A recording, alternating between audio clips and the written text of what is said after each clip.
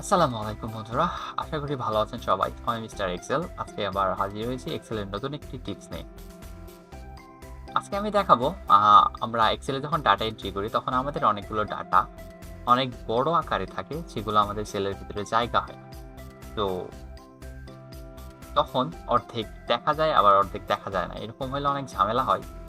এই কিছু জন্য আমরা যদি এই ঝামেলার ভিতরে না পড়তে চাই তাহলে সেলটা বড় করে নিলে হয়। আমরা এখন এই সেলটা কিভাবে বড় করা যায় সেই পদ্ধতিটাই দেখাবো। তার জন্য আমরা প্রথমে যে সেলটা বড় করব সেটা সিলেক্ট করব। দেন সেলটার উপরে এখন যেরকম দেখাচ্ছে আরকি, মাউসটা নিয়ে যাওয়ার পরে অ্যারো চিহ্ন হবে। এইটা যখন আমরা সাইডে মুভ করব তখন একটা প্লাস চিহ্নের মতো দেখা যাবে। যখন প্লাস চিহ্নের মতো হবে তখন আমরা মাউসের লেফট কিতে ডাবল ক্লিক করলে সেলটা বড় হয়ে যাবে।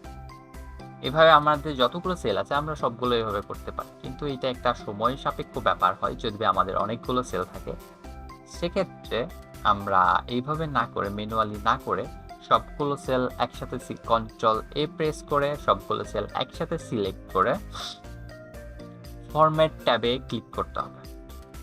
ফরম্যাট ট্যাবে ক্লিক করার পরে নিচে যে ড্রপডাউন মেনুটা আসবে, এখানে আমরা অটোফিল রো হাইট এবং অটো কলাম উইথ নামে দুইটা অপশন দেখতে পাবো।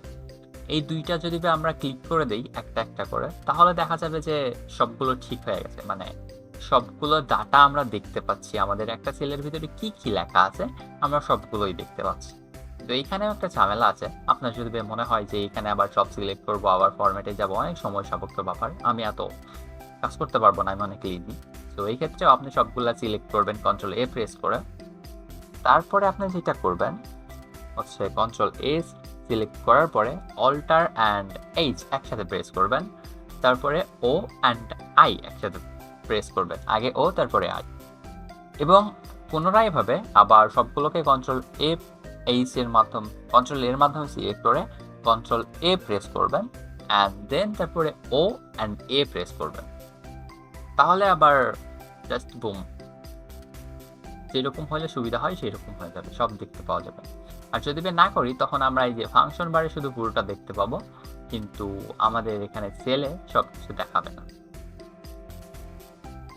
যদি আমরা ফর্মুলাটা ফলো করি তাহলে আর আমাদের এইরকম কোনো ঝামেলা হবে না।